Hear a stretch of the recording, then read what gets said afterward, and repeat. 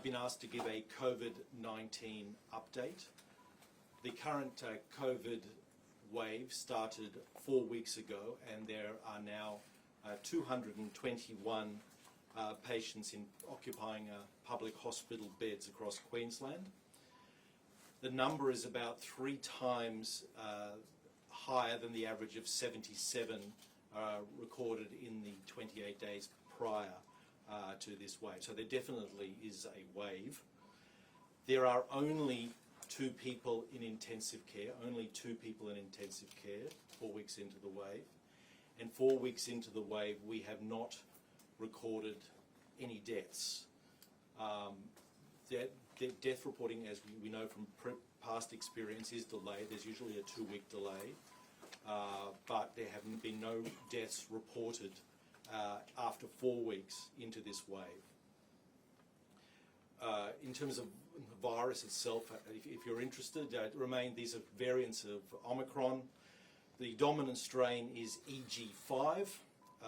The BA 2.86 variant, the Parola variant, is increasing in numbers but is not dominant.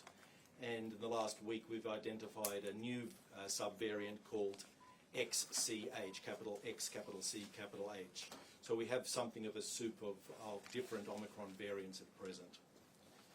Now, by comparison, in 2022 we had 4 waves of COVID-19. There were 2 large waves which peaked at around 1,000 inpatients,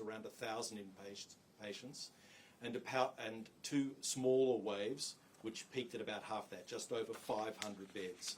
We are currently only 221 beds occupied in Queensland public hospital facilities.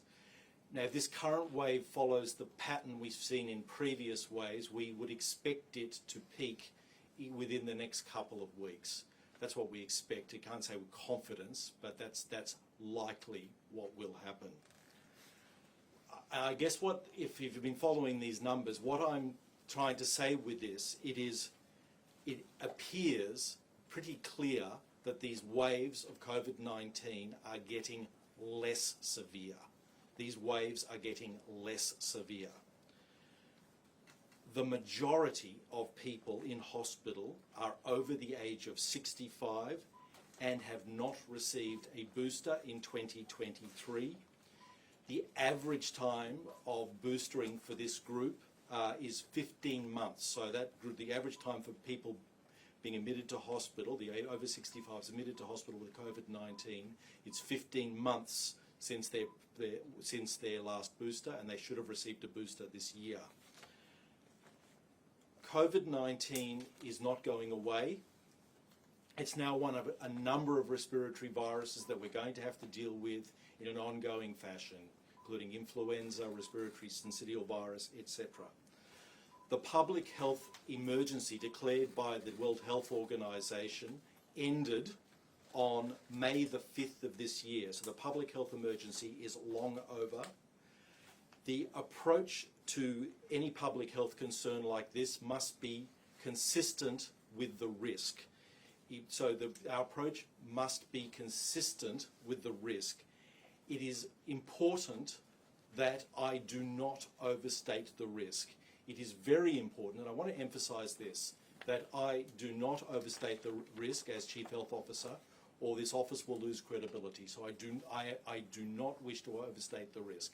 So when I alert the public of a problem, it needs to be taken seriously. We do have a wave, there is no question, but these waves are getting milder. And it's clear that, as we've said, that the people at risk of hospitalisation are those over the age of 65 who have not received this booster this year, and also some people with more severe forms of immunosuppression, not milder immunosuppression, but more severe forms of immunosuppression. So the public health approach to COVID now is very clear. Our focus must be on those who are at greatest risk, which is principally those over the age of 65, and ensuring that they have received a booster of the vaccine this year, 2023. This is particularly important in aged care facilities. I note that the number of the vaccination level in aged care facilities, well, I'm told that they have fallen behind. I don't have specific numbers on them, but it's specifically important in aged care facilities. So if you do have a relative in an aged care facility who has not been vaccinated this year, please make sure you can get your relative vaccinated.